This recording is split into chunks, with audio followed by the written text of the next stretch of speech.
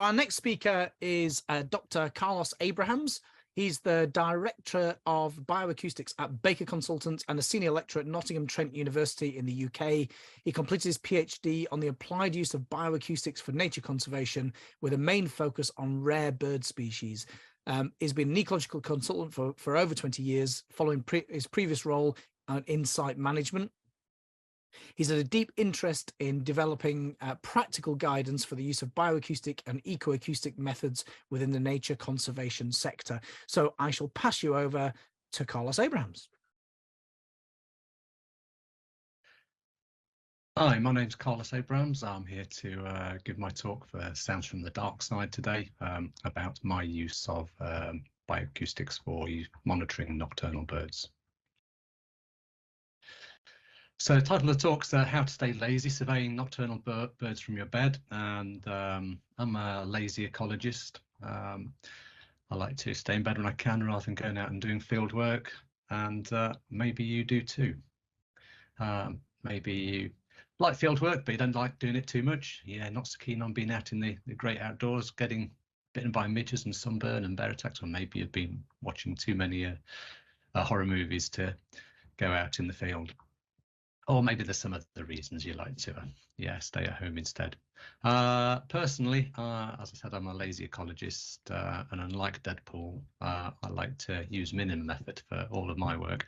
But I still like to get maximum data, and that's why I like using bioacoustics for my projects. I, along with a few other people, including Paul, who's emceeing today, organised a conference in the UK back in 2016, so yeah, a few years ago, asking a range of different ecologists who were using bioacoustics or starting to or thinking about it, what they thought some of the real benefits of that approach for bird surveys were. And some talked about the long duration data capture, the ability to repeatedly listen to and reanalyze data, the sort of raw data, permanent data record that you get that can be archived, and the standardization, some of the other benefits. But some of them also pointed out the benefits in terms of health and safety, or laziness, as I like to think of it, in terms of avoiding nighttime work, reducing long, complicated visits to remote areas as well, and using automated acoustic recorders to allow us to stay in bed while they do all the hard work for us. One of the early projects that I worked on was the capercaillie, which is a large grouse species that we get in the UK, but limited to the forests of Scotland. Has a very characteristic call with a series of sort of low drumming notes, a single cork pop note, which is down at around 1 kilohertz, and then a sort of scratchy ending to its song. So quite distinctive when you hear that in the field, and quite easy to record if you have recorders out. This is a bird that has gone extinct already once within the UK back in the 1800s, was reintroduced from Scandinavia, and is currently heading towards its second extinction, unfortunately, within the UK. So not doing too well because of climate change and habitat impacts, as well as issues like flying into deer fences and some man-made problems as well, as alongside those other ones. The standard survey technique for surveying this particular bird, which is a lek species and gathers together in congregations of the males in the spring to display to the females. The standard survey methods are either to hide in tents in the short breeding season, and this is a quite disturbance-prone species, so the surveyors have to be specially licensed to do work on capercaillie. They erect tents as hides a day before they intend to do the survey, come back the day after under cover of darkness, wait around till about 3 o'clock in the morning, stick their heads out of the tents and try and count the birds, the male birds in the area around them. The other survey method is to wander around Scottish forests in the depths of winter, which is no easy task, definitely not a job for a lazy ecologist like me, and wander around until they bump into a male or a female capercaillie. However, due to the low population levels of this species and the fact that it's quite widely distributed in the winter months, the average hit rate for bumping into capercaillie is 1 bird every 22 kilometers of hiking. So not very efficient, involving lots of effort, and with only small amounts of data that are gained through this survey method. In comparison, my preferred option would be to stick acoustic recorders out in the forest and see if we can use those to record this bird instead. And so that's what we did going back a few years ago. We were successful. We worked with the surveyors who were doing the standard survey methods. They knew where the birds tended to hang out, and so we stuck recorders out in a small pilot project 1 year and then a larger project the following year, and recorded capercaillies at their lek sites in the spring for the whole of a month, and did that at about 10 different leks. We could record, as you can see in the figure at the bottom of the screen here, when those birds were active at the lek sites, and with this sort of big tidal wave of call activity peaking about an hour before sunrise, varying between different recorder locations, potentially because of things like the aspect, direction facing the sun, how quickly they warmed up in the morning, and also potentially how much disturbance they had from dog walkers and recreational use around them. But we also found that the numbers of calls varied dramatically from day to day, probably due to weather conditions. So this has implications in terms of how we use acoustic surveys for these birds, but also potentially can inform how best to focus the limited time of the surveyors when they're out recording leks in the spring. We also asked the question, could we work out how many birds there were from the vocal activity we're recording? And over the course of the month, we seemed to get a reasonably good answer in terms of that. So we correlated the numbers of calls recorded at each lek site in the spring over the course of that month, related that to the numbers of males that the surveyors were recording when they were hiding in their hides, and we got a pretty good relationship between the two. So the levels of vocal activity we get at these concentrated lekking sites seem to relate quite well to the numbers of male birds, so we can use this method potentially as a fairly easy and long-term method to gather data on the numbers at local levels and extrapolate that over the wider population. As an incidental result of the work we were doing, we also checked out what happened on the days when the surveyors do turn up to survey the leks in the spring. And so these red triangles are the dates that the leks were surveyed, that we were also monitoring with acoustic recorders. And they're only visited once or twice per year because there's quite a few sites and a limited number of surveyors doing this work. And we can see that, especially on some of the sites, like on the lower left, site 9348 and 9558 next to it, that we record practically no call activity on the days when the surveyors turn up, even though they are taking extreme precautions to make sure they don't disturb the birds. It looks as though the birds might still know they are there and stop calling as a result of that activity.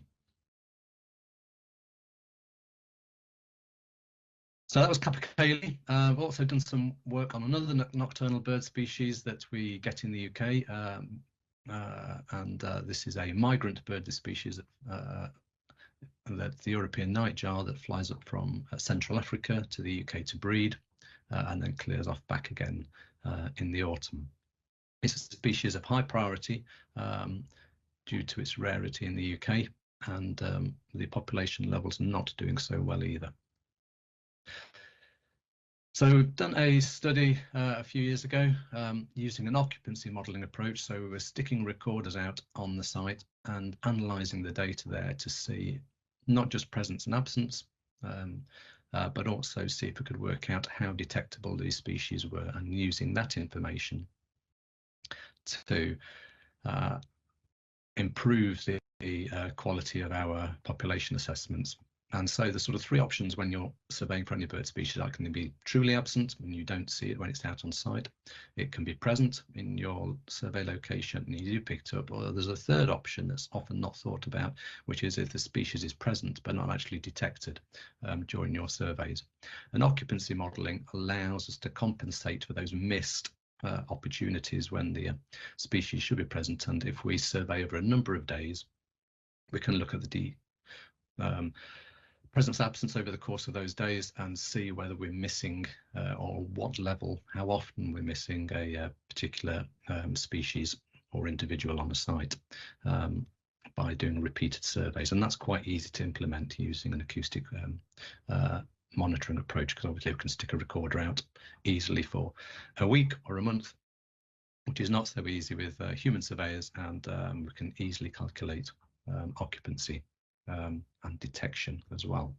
So we did this in the southern part of England on heathland habitats. So this is where we've got open sandy landscapes with heather and some trees, forestry in those locations. We had 16 SM2 recorders available for us for this project, and we deployed those 3 times within the same season, moving them around to different sites to increase the level of coverage we had. We recorded each location for 6 days, and we're interested in 3 species. So the nightjar, I've already mentioned, Dartford warbler and woodlark. And the sites we were working on are internationally designated sites for their bird life. So it's Trodden Common, Horsell Common and Thursley Common, as I said, in southern England, which are internationally protected for the birds and managed and monitored for those. And we were looking to see whether we could improve the level and quality of species management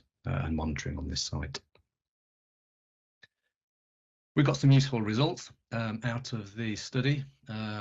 We recorded, as you can see, top left here, over 3 periods, recorded the 3 bird species we're interested in.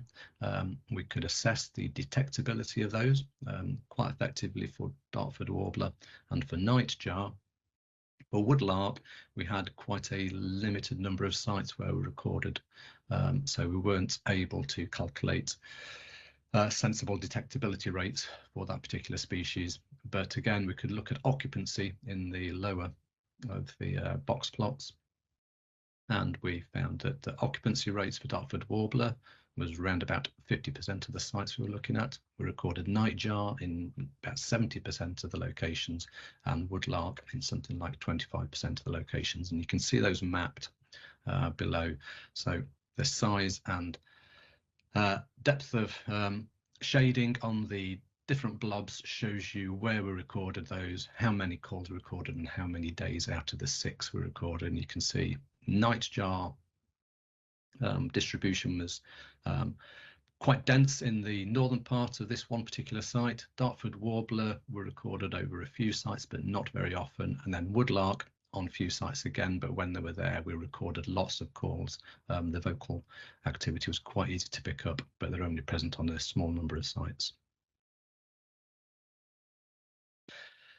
Another completely separate project worked on nightjar again, and this was in relation to an environmental impact assessment for a proposed development in this area of forestry. So there's a proposed holiday recreational development going in somewhere in this region, and this is in the UK Midlands, and there's previous survey work that we were following on from that had done traditional walked transect surveys for nightjar again, and on the circles, yellow stars and the yellow circles on that show you the previous survey results where they'd recorded nightjar singing by walking around at night time, doing a transect after dusk, and seeing where they could record birds. We repeated that last year, and we had 9 SM minis out on site. We recorded the whole of the site for 56 days, so a 2-month period, recording 5 hours at dawn and 3 hours at dusk. with a time sampling approach of recording 1 minute in every 5 and ended up with 48,000 single 1 minute WAV files at the end of the 2-month period. And we were looking for nightjar, as I said, but also looking to develop an overall bird assemblage list for the site as well, to see where the species richness and the other birds that were present were.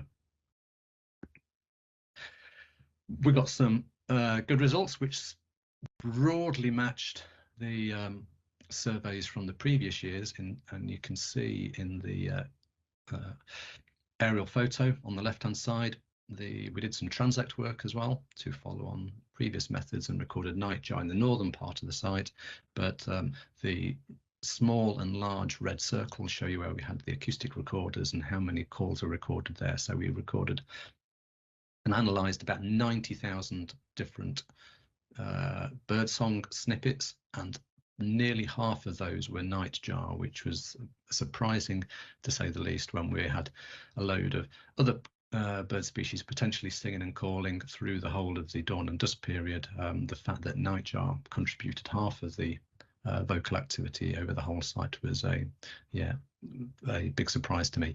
We could see how, because we were recording every day for those 2 months, we could look at the distribution and the temporal patterns of the song activity at those sites as well. So in the large graph on the right hand side, you can see for each different recorder that we've got how many calls were recorded for nightjar each day or night, and see how that varies between them. We can see we've got a couple of sites where it's the time distribution seems to be earlier in the season, a couple of sites where the time distribution seems to be later, and where that's related to breeding activity is one potential reason for that difference in results. And as you can see, some of the sites were quite poorly represented in the data, but we still had presence shown on those, even in locations where we didn't record them within the transect data.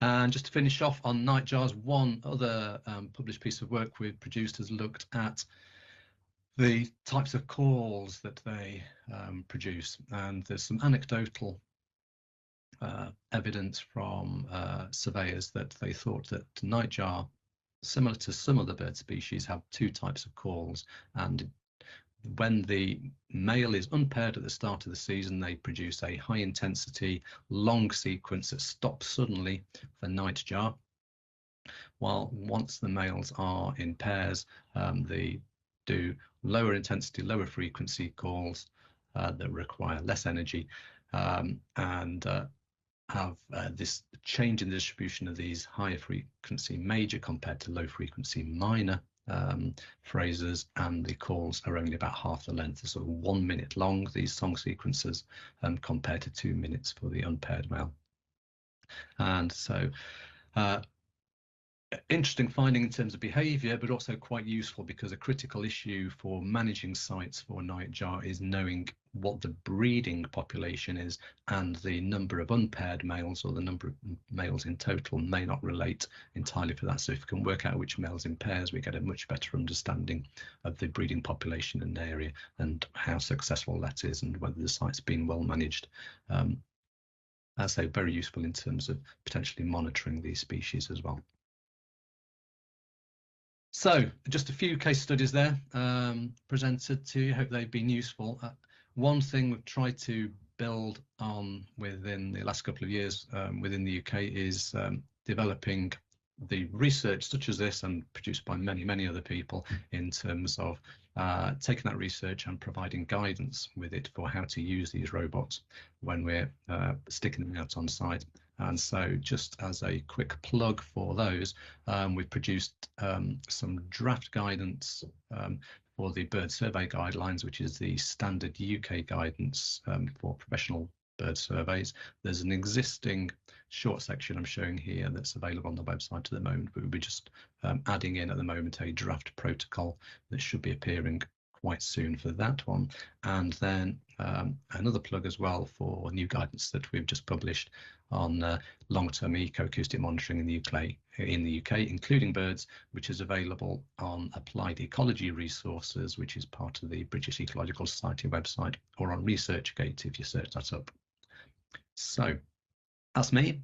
Talk done, and many thanks for listening. Thank you.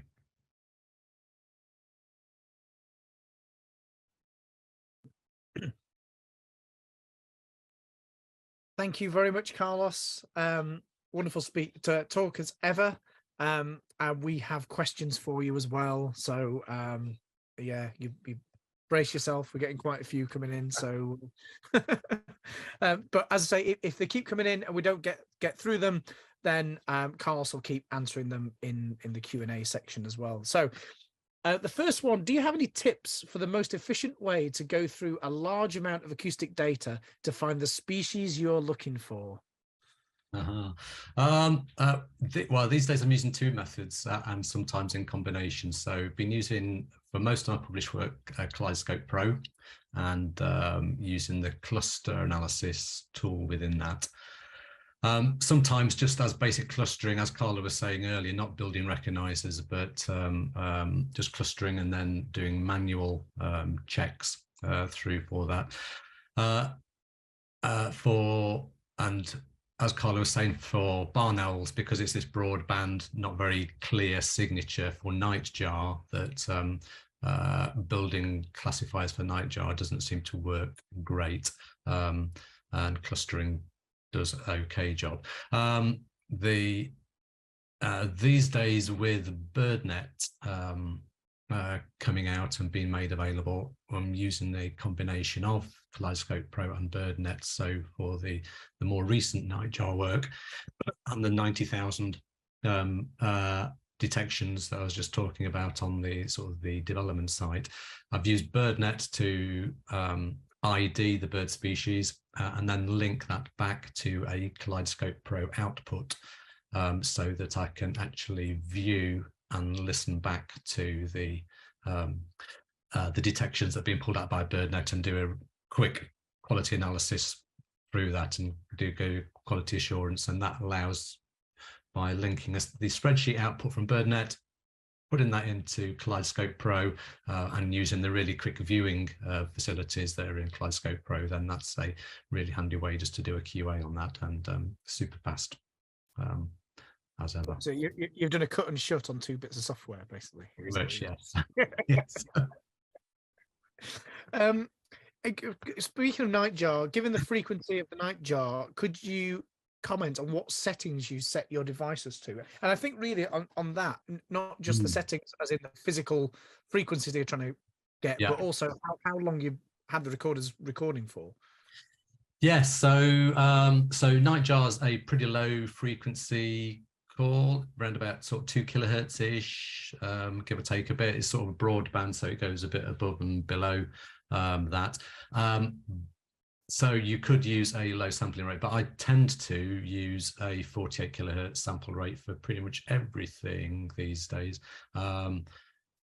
which you just need to find a bit of extra storage, but apart from that, it's fine. And the reason for that is that a lot of the work, even if I'm doing single species sort of studies, I want to be able to perhaps use that data to look at other higher frequency birds as well. So I'm, as well as I say, for the environmental impact assessment, I was looking at nightjar was the key species, but there's also a woodcock, Eurasian woodcock on site, which again is quite a low well, it has a 2-part call, 1 low frequency bit and then a high squeak, but also I was expecting to get some high frequency forest birds like goldcrest, firecrest, which are up at sort of 8 or 10 kilohertz as well.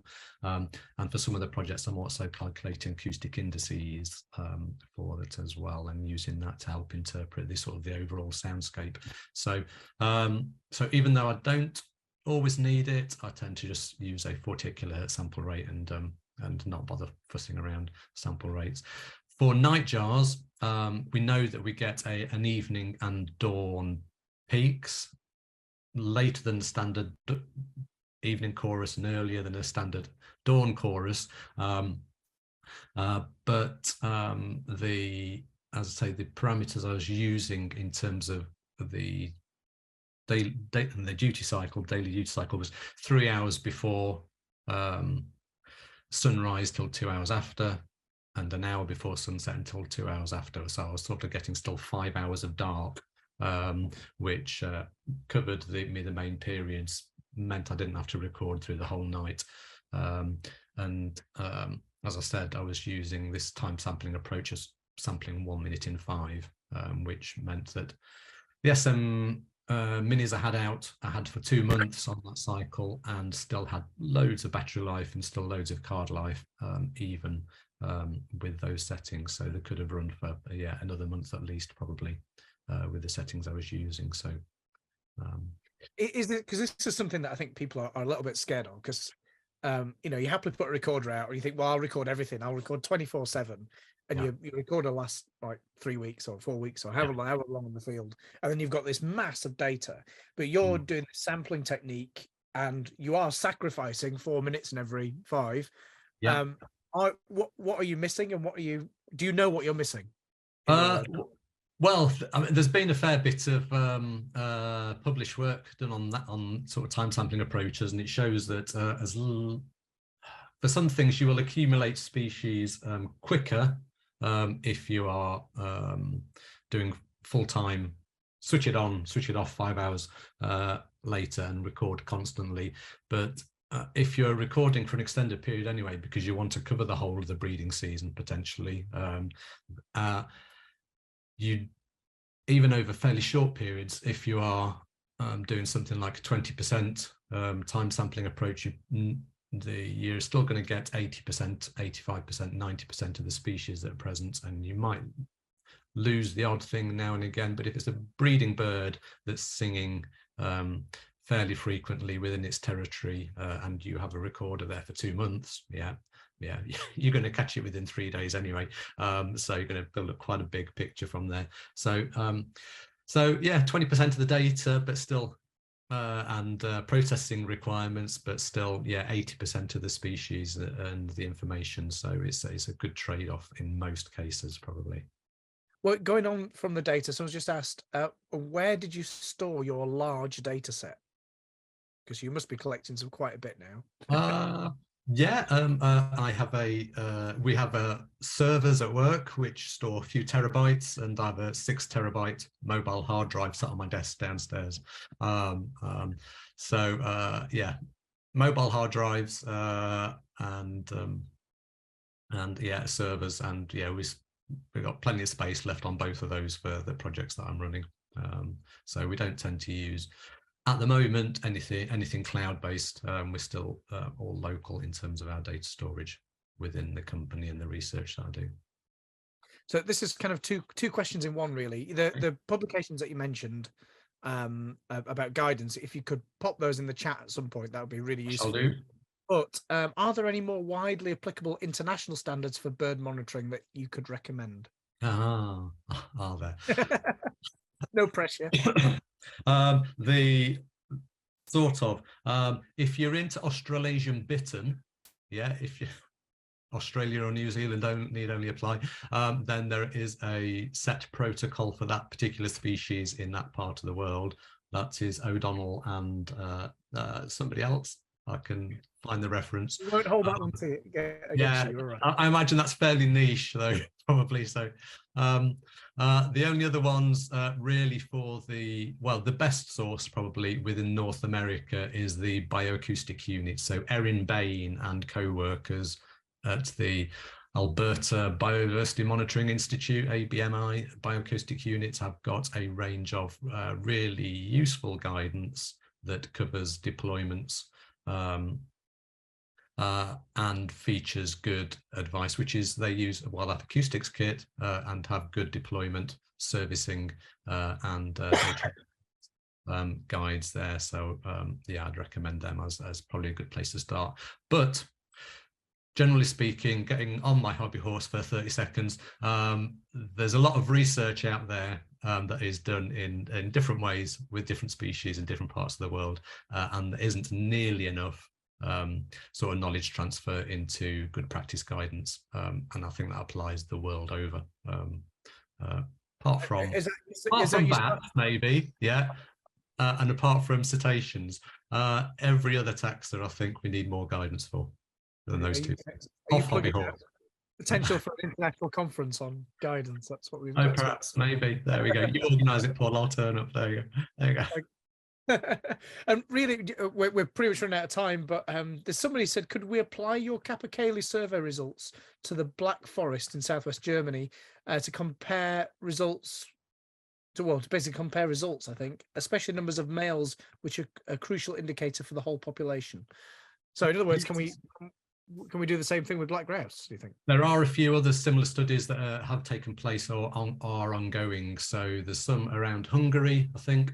There's a little bit of work in Scandinavia and some work in Catalonia in Spain as well that's currently ongoing, some of which is using acoustics and some of which is using acoustics alongside camera traps as well. So yeah, probably whoever that was, if you could email me or get in contact somehow, I can point you in the right direction.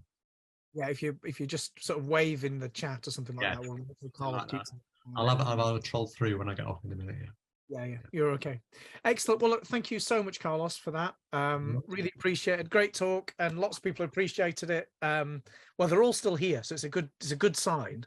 And so yeah, thank you very, very much, and we shall catch up with you later. And Carlos will still be answering things, so please. I'm going back to bed now. See you. That it's done. Brilliant. Thanks again, Carlos. Much appreciated.